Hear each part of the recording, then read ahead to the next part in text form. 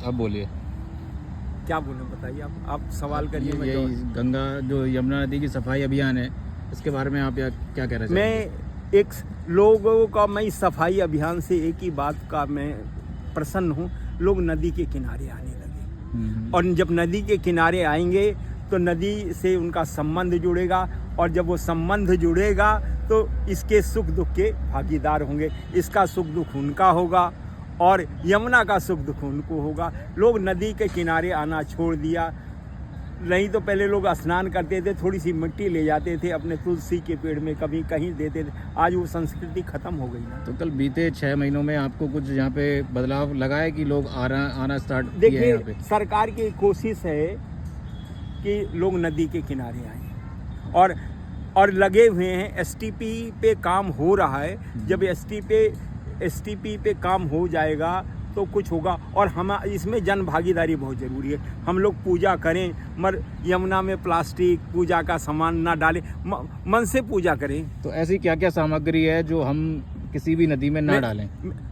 मैं तो कहता हूँ हाथ जोड़ करके भगवान से प्रार्थना, हमारे अंदर बैठा है ना, इसको लगाओ ना 56 भोज का, मन में 56 भोज का प्रसाद लगाओ। इसमें बड़ी आरती से अंदर की आरती।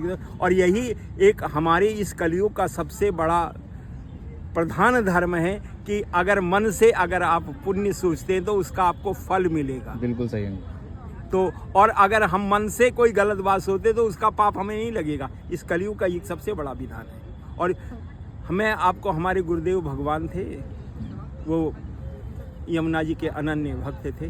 तो साधु के पास क्या, तो वो साधु के पास तुलसी दल और गंगा जल बहुत होता है। तो वो तुलसी दल को लेते थे हाथ से और यमुना माई की आरती करते थे, और उस आरती को करते थे, उसका वो इस तुलसी दल का प्रसाद बांट देते थे और उसी प्रसाद को पाल लेते थे। और हम कभी कभी ऐसे ही रह जाते कि अरे आज हमारी यही भगवान की कृपा है। एक बार कहीं भिक्षा मांगने जा रहे थे, जाठों का गांव था, उन्होंने उनको आटा दे दिया। आटा लेके आए, सन्यासी थे, आटा में उस पानी डाला, घोला और पी गए। मैं वहीं साहब मैं रोने लगा, मेरे से बर्दाश्त नहीं हुआ, मैं पेड़ पकड़ के रोने लगा। उन्होंने कहा, मेरे को बोले, महात्मा आज इससे सुंदर प्रसाद मेरे लिए नहीं। क्या कोई ईश्वर पे ऐसा आश्रित है? सब ये तर्क करता है कि यार ऐसा हो जाता, ऐसा हो जाता, ऐसा नहीं हो जाता। तो आज आप सबसे बड़ी, मैं एक बात कहता हूँ, आपके उन जो नेता लोग हैं, चाहे वो किसी पार्टी के, उनका आखिरी देखो ना कैसे दुर्दिन। आज पहले किसी की शरीर पूरा हो जाता था तो गांव घर के सभी चलते चलो दर्शन करके आए। आज तो वो चेहरा आईसीयू में इतना काला हो जाता, वो दर्शन ही नहीं होता। तो वो क्या है? तो मेरा यही एक सबसे बड़े, यमुना जी के किनारे आओ, यमुना जी के अंदर अपने भगवान को, सबसे कहते हैं ज्योत से ज्योत जले। ये अमावस्या आया, ज्योत से ज्योत चलेगी। तो ऐसे ही हम जगाएं ना, हम अपने घर के बच्चे को जगाएं ना, हम अपने पिताजी को उनको जगाएं, वो प्रार्थना करें।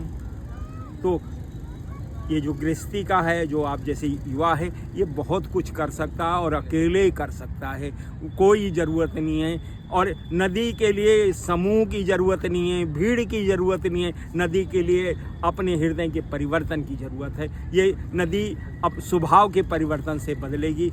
कितने नारे लगा लो, कितना महफिल जमा कर लो, कुछ नहीं होगा। तो ग्राउंड लेवल पे काम करना पड़ेगा, तभी कुछ हो सकता है। जग जानेगा, हर एक जागेगा, हर एक सोचेगा, यार हमारी यमुना का क्या दशा है। लोग पूजा करते, याद देखिए पूजा में आज फूल का बढ़ावा बढ़ गया है, मगर उसमें पूजा के फूल में सबसे ज़्यादा ग्राउंड वाटर लगता है। बिल्कुल सही। तो आपकी पूजा एक फूल से भी हो सकती है।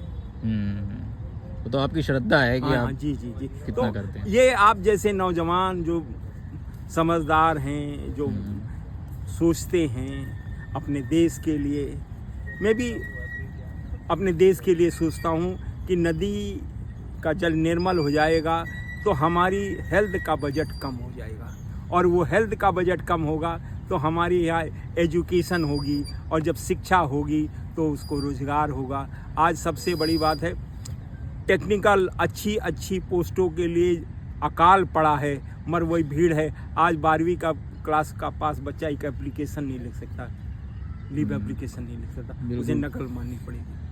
क्यों ऐसा क्यों? क्योंकि हमने मास्टर को मानने का अधिकार। पहले समाज में सबसे क्वालिटी के लोग टीचर हुआ करते थे। जब टीचर किसी दरवाजे के राजा का तो राजा खड़ा हो जाता था, उसको प्रणाम किया करता। आज जिसको कोई नौकरी नहीं मिलती वो टीचर बनता है। जय श्री राम, जय यमुना मैया।